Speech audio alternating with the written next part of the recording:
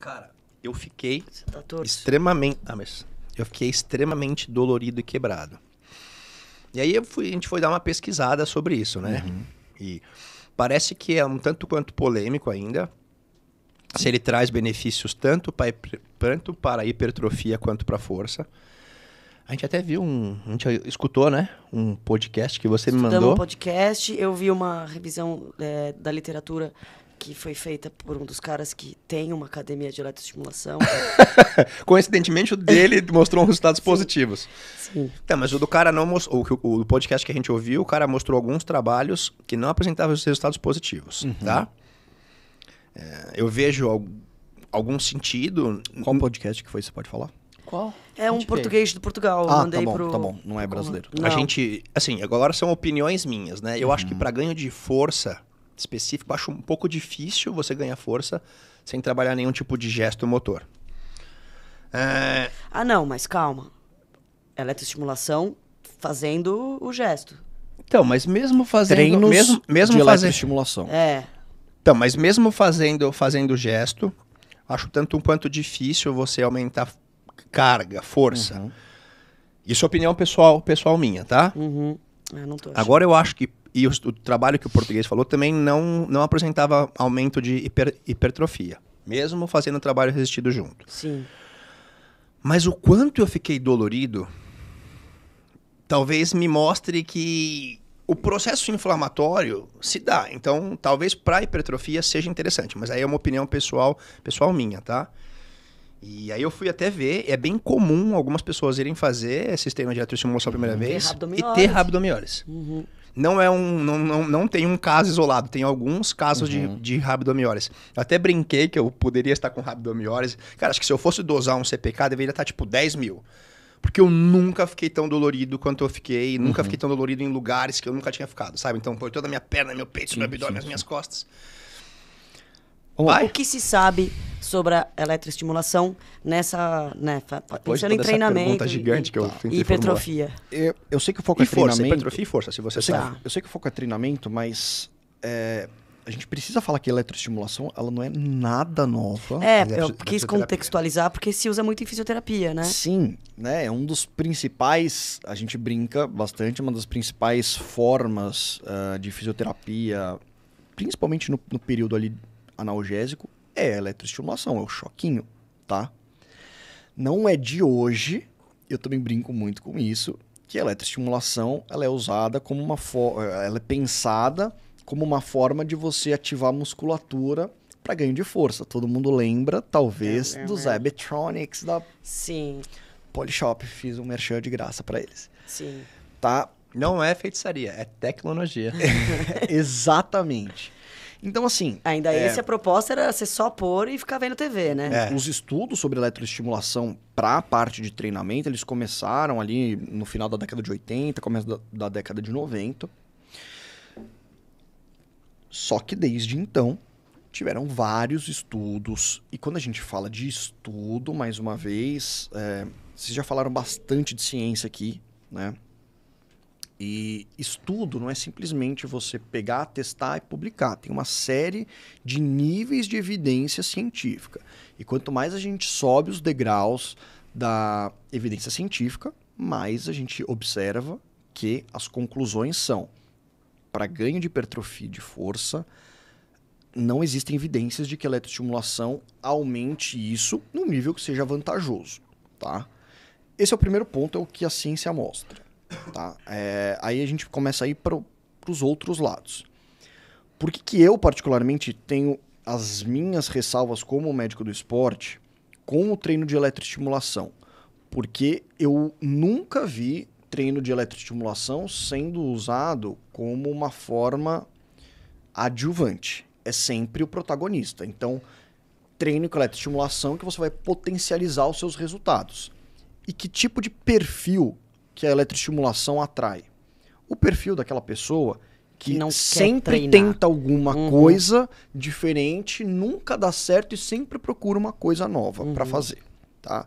Não, mas e agora os caras estão fazendo propaganda assim. Recentemente a gente até printou e mandou: você que não quer fazer nada, venha resolver os seus problemas em 20 minutos, sabe? É isso. As grandes promessas eram essas. venha, faça um treino de 20, 30 minutos. Essa é a minha primeira ressalva. Pô, o cara já não faz nada. Ele vai fazer um treino de 30 minutos achando que ele tá fazendo um treino de 1 hora, achando que eles vendem falando que equivale a... 2, 3 horas. Primeiro que a gente tem que entender qual o parâmetro que foi usado para comparar treino, né? Marketing. Já começa. Então, enfim, alguma forma eles compararam ali para fazer essa comparação. Tem que ver se essa forma ela é validada. Os estudos... Acho que é a quantidade de músculos que eles estimulam, sabe?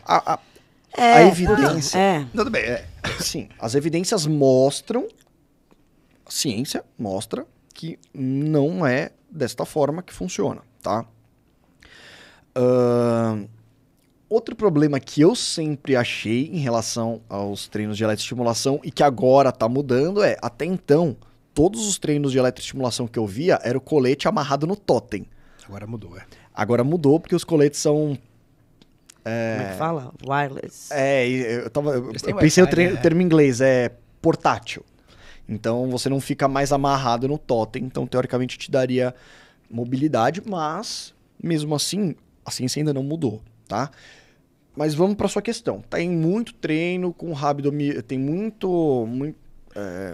muitos relatos de rabdomiólise e eu fiquei muito dolorido. A eletroestimulação, como é que ela age? Ela manda um impulso elétrico, esse impulso elétrico vai agir nos seus nervos e os seus nervos vão liberar estímulos para sua musculatura contrair, tá? Ok, você vai ter maior contração muscular. A questão que muito é questionada será que essa contração involuntária, entre aspas, estimulada por um estímulo elétrico externo, ela vai trazer o resultado de hipertrofia, ela vai gerar lesão que vai se tornar músculo. É isso. E é isso que ainda é muito questionável. É por isso que ainda é muito questionável, porque não existe resposta nem para um lado nem para o outro. Deixa eu dar duas opiniões minhas pela minha vivência, né? Então, assim, primeira coisa, eu fiz alguma coisa com pesos no dia, mas o peso era insignificante. Simplesmente eu sentia meu músculo contraído e eu fazia uma força para alongá-lo. Então eu acho que esse foi o processo de hipertrofia, de lesão que eu senti, o mecanismo de lesão. Minha musculatura contraída e eu forçando para alongar. É diferente, né? Sim. Então acho que, tipo, eles contraíam o meu bíceps, eu forçava o meu tríceps para que não é uma estender. contração totalmente passiva. Assim, o eletro é uma contração passiva, mas o grande chance é que se faz contra o Sim, que tá o excêntrico. Você faz uma força excêntrica ali para liberar. Então, deixa eu só falar. Então, no meu caso, o peso que eu fiz na remada, pouco importou. Era eu contra o meu próprio músculo se contraindo. E o que eu fiquei encafifado é que se a hipertrofia ela vem de uma sinalização por microlesão, cara, eu nunca tive tanta microlesão quanto eu tive fazendo esse bagulho, entendeu? Só que, novamente, eu não sei se isso vai gerar hipertrofia. E eu acho que os marcadores, eles são uma parte da forma de se mensurar se teve hipertrofia ou não, né? Não é o... Tem o marcador, com certeza teve. A CPK, ela não pode ser usada como parâmetro de treinamento, não só a CPK. Sim. Mas você tá falando do que, então? Se fossem realmente fazer pegar um pedacinho do biópsia músculo dele, muscular, por exemplo. fazer uma biópsia e... O problema é que esse é o gap que está em aberto. E é por isso que gera tanta discussão, tá? Por quê? Porque então que essa ativação exacerbada muscular, né, essas microlesões, essa inflamação gerada, por que ela não gera resposta de hipertrofia, né? Não sabe, né? Nobody knows. Só que o que a gente sabe... Deve ter bastante gente correndo atrás de fazer esse tipo de trabalho, né? Tem trabalhos rolando, tem trabalho com biópsia muscular. Só que hoje, o que a gente tem de evidência não é a parte microcelular. A gente está falando do macro, do clínico. E clinicamente, independente de qual seja este mecanismo, tá? A gente sabe que independente de você estar mais dolorido ou não, você pode fazer isso durante um mês. Você não vai ter mais ganhos do que se você fizesse o mesmo treinamento com pesos. Outra coisa, assim, eu não fiz isso de maneira sistemática, né? Ok. Então, eu acho que, assim, foi um erro meu e foi um erro da pessoa... Não, foi um erro da pessoa que aplicou em mim. Porque eu sou um cara teoricamente bem treinado e eu me empolguei, falei pra mulher ir aumentando. Sim. Ela deveria ter orientado pra eu não ir aumentando. Ela torou e a gente foi. Só que eu não sei se eu fizesse isso. É a mesma coisa que eu pegasse você, nunca tivesse treinado CrossFit e te botasse pra fazer um Murphy. Talvez você fosse ficar destruído depois do treino. Eu não sei se isso é... Provavelmente isso não é bom. Mas eu não sei se sistematicamente, se eu fizesse... Tipo, 50 treinos de eletroestimulação. Uma hora não ia ter o mesmo Como eu efeito. ficaria, mesmo no máximo, entendeu? Não, Luciane, se você estiver assistindo, responde aí pra gente, que é a pessoa que eu conheço que mais faz treino de eletroestimulação. Não, mas como forma pessoal, eu realmente não sei como é que você estaria se sentindo. Mas esta questão de fazer sistematicamente é o que é feito nos estudos. Sim, né? Sim. E é isso que a gente sabe que no resultado final Não vai. não tem benefício maior do que você treinar sem eletroestimulação. Mas o lance que eu tava falando não é nem se vai gerar hipertrofia ou ganho de força. É saber se depois de 50 treinos, mesmo que esteja no máximo, se eu conseguiu ficar dolorido ou não. Entendi. Eu acho que provavelmente você vai se adaptar, como tudo. Talvez, pode ser. A Luciana acho que fazia o bagulho e treinava depois. Às vezes ela fazia isso. É que provavelmente deve ter um limite, porque o que vai aumentando? Vai aumentando a corrente, né? Sim. Aí vai aumentando a intensidade, isso. Tanto que a diferença da reabilitação na eletroestimulação, para recuperação muscular, enfim, é exatamente essa potência. Hoje, a característica da... Hoje se usa eletroestimulação, e isso é importante falar, na fisioterapia. Na fisioterapia, você usa a eletroestimulação enquanto você está fazendo exercícios exercícios de uma forma geral. Por exemplo, uma cadeira extensora. Você faz a cadeira extensora enquanto você usa a eletroestimulação, tá?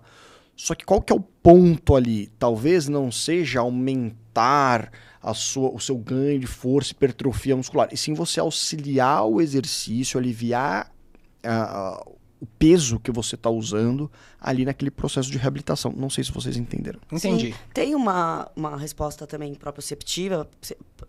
Eu quero ensinar você a usar mais... A recrutar a musculatura. Sabe que eu acho que eu posso falar sobre isso? Eu tenho um amigo que a gente foi correr e ele teve uma lesão no joelho e ele foi operar. E por que você deu risada? Porque o cara saiu pra correr uma vez comigo, torceu o joelho na rua, tropicou, caiu. Puta que pariu. Eu não lembro se foi menisco, o que foi que ele lesionou. No Vitão, um amigo meu. Ele fez uma cirurgia, operou. Durante a operação, ele perdeu a ativação do vasto medial. Aí provavelmente a lesão... não sei por que cargas d'água, o vasto medial dele morreu. E aí, a gente foi fazendo a fisioterapia, toda lá, e um dos mecanismos era a eletroestimulação para essa musculatura que não estava mais ativada, enervada. Eu não sei o que diabos aconteceu. E aí foi voltando. Eu nem lembro se chegou a voltar totalmente, porque ele teve filho, a gente precisou parar de treinar um pouco, mas foi um processo longo, cara. Existem... É porque normalmente talvez você tenha-se, né, durante a cirurgia, seccionado ali o nervo que fazia a inervação da região. Mas assim como a vascularização, a inervação, ela também tenta, quando você corta a principal fonte de suprimento, ela tenta criar outras vias periféricas, acessórias, para compensar. E você fazer um estímulo externo auxilia no processo de reabilitação, enfim, propriocepção, aprendizagem, de recrutamento muscular. Pensei mais nesse sentido. O pessoal da fisioterapia talvez saiba explicar um pouco melhor o porquê que dentro do processo de fisioterapia é mais efetivo do que num processo de treinamento. Mas de uma forma geral, o que, enfim, os estudos mostram, e tem um estudo muito bom de 2019 sobre eletroestimulação, que foi um grande estudo que foi feito, que é um dos principais que usam hoje para para meio que bater o martelo de que não vamos ficar gastando o nosso tempo focando em treinamento com uma eletroestimulação. E a principal conclusão é que, enfim, independente dos mecanismos desconhecidos até agora, esse processo de ativação ele não seria grande o suficiente para fazer uma diferença a longo prazo, né? Então, talvez num processo inicial, num processo em que você tenha muita perda muscular, muito déficit de ativação, seja um recurso auxiliar, mais uma vez para você... Pode também se pensar em analgesia? Sim, mas não durante o exercício. Sim. Ele é usado como fonte analgésica, mas o que eu estou focando aqui é o uso durante o processo, o exercício dentro da reabilitação. E aí sim a gente fala bastante de ativação daquela musculatura específica, auxiliar esse movimento inicial, tá?